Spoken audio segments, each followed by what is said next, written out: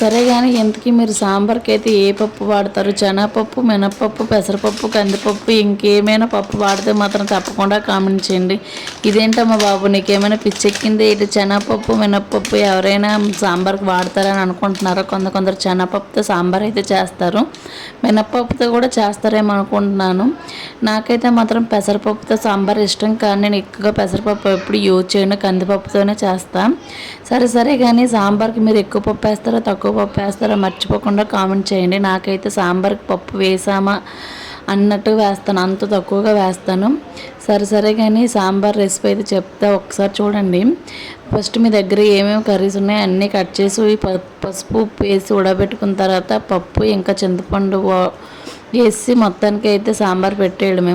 ఇంకా నేను చేసిన సాంబార్కి అయితే మా వీధి మొత్తం ఈరోజు సాంబార్ చేసావు అని అడుగుతారు అని నేను అనుకుంటున్నాను, కానీ ఎవరు అడగరు, జస్ట్ జోక్ చేసాం. కానీ నేను చేసే సాంబార్ అయితే మాత్రం 2 days అయినా పాడవదు, అంత టేస్ట్గా ఉంటుంది. మొత్తానికి అయితే సాంబార్ అయితే చేసా.